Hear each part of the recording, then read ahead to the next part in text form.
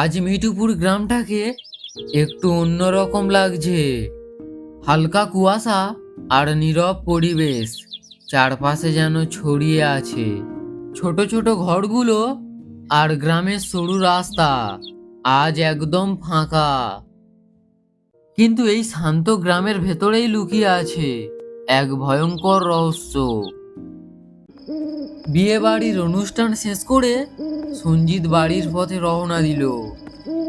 রাত তখন প্রায় 11টা।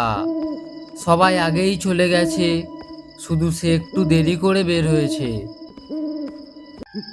সে একা হাঁটছে গ্রামের সরু রাস্তা ধরে। দুই পাশে বড় বড় গাছ আর দূরে দূরে নিস্তব্ধ বাড়ি। আজ একটু দেরি হয়ে গেল, সবাই তো আগেই চলে গেল, আমি একাই রয়ে গেলাম রাস্তায়। হঠাৎ সে রাস্তার ধারে একটা নির্জন জায়গায় কাউকে দাঁড়িয়ে থাকতে দেখলো। একটা কালো ছায়া মূর্তি, মানুষের মতো, কিন্তু পুরো শরীর অন্ধকারে ঢাকা। তার মুখ দেখা যায় না। সঞ্জিত থেমে গেল। প্রথমে ভেবেছিল হয়তো কেউ দাঁড়িয়ে আছে, কিন্তু এই অন্ধকার ছায়াটা স্বাভাবিক মনে হলো না। তবুও কৌতূহল থেকে সে আস্তে আস্তে এগিয়ে গেল, কিন্তু কাছে যেতেই চারপাশের শব্দ একদম থেমে গেল। কে ওখানে? এই রাতে এখানে কে দাঁড়িয়ে আছে?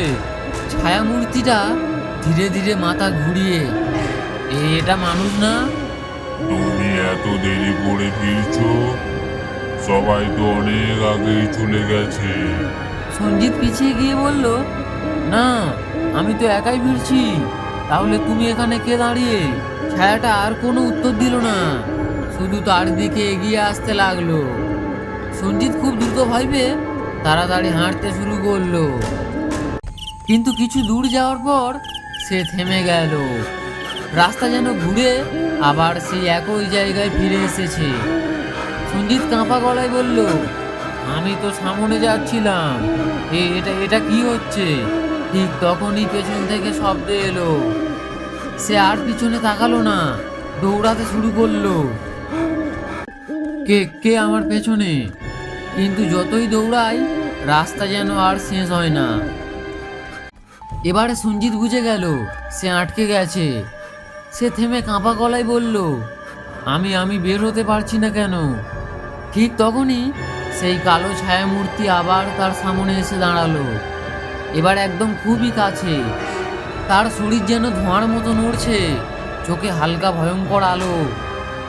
আজকের রাতটা তোমার শেষ আমন্ত্রণের রাত। সঞ্জিত কাঁপতে কাঁপতে বলল, কে কে তুমি? তুমি কি চাও আমার থেকে? ছায়ামূর্তিটা আরো কাছে এসে ফিস ফিস করে বলল, এই রাস্তায় যাকে ডাকা হয় সে আর কখনো নিজের ঘরে ফিরে যায় না। আর ঠিক তখনই চারপাশ সম্পূর্ণ অন্ধকারে ডুবে গেল। পরের দিন সকালে গ্রামের মানুষ দেখে রাস্তার পাশে শুধু সঞ্জিতের জুতো আর ফোন পড়ে আছে, কিন্তু সে নেই। কেউ জানে না সে কোথায় গেছে, শুধু সেই রাস্তা আজও নীরব থাকে।